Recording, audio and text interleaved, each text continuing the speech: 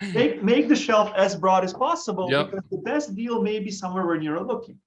Right. The other piece of the research that we did was, and again, this was surprising, on how does the ranking of a payout really go into play. So you would always expect that a very highly rated company will offer you the lowest payout. I mean, that just makes sense, right? If I have like a high credit rating. Sometimes, I we're can seeing afford, some anomalies. Yes, correct. no, we've seen a lot of anomalies. That's what I wanted to put a highlight on. That I would expect that a AAA company has the luxury of not giving you the best quote. Then when you go dig deep into the data, you see that the AAA company is giving you the best quote. Right. To me, that's again, calling a nerd word, but that's arbitrage. Like, you're getting best of both. So you're getting the best payout, and you're getting it from a highly reputable organization. So kind of reeling it back in, it always pays to shop around. I agree with that. And the word arbitrage is interesting, because that's thrown around in the stock world where I came from. Everyone's looking for the sweet spot in arbitrage, et cetera. And I always tell people, with annuity quotes, like we're doing SPIA, DIA, QLAC type quotes, we even have income rider quotes on our site.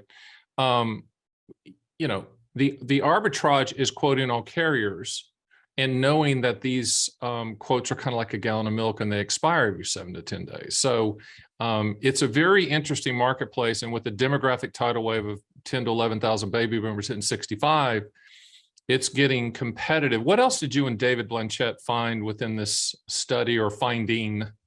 One interesting thing that I forgot to mention initially is the spread of the best and worst quote. And Moshe and others did some research way back and showing that annuity carriers respond differently to changes in interest rates, that the response could be sluggish for some, more quick for the others.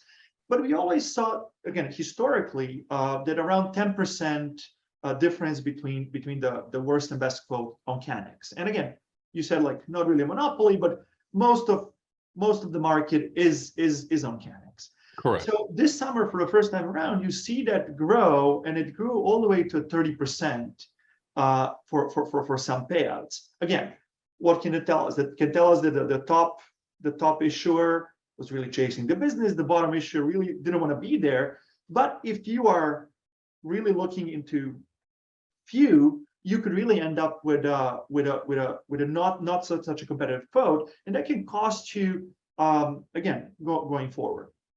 No, absolutely. One of the paragraphs that kind of popped at me was, I'm not going to read it word for word, but the bottom line was the median economic value suggested that these annuities for lifetime income are attractively priced when you look at it from the perspective of the consumer.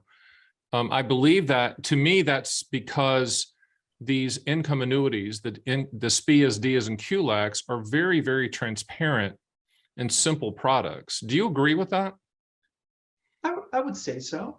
Hey, Stan the Annuity Man here. Did you like that little taste of my podcast, Fun with Annuities? Hey, if you want to see the full version, click the link and watch the whole darn thing. Remember, Fun with Annuities. Live in the reality, not the dream.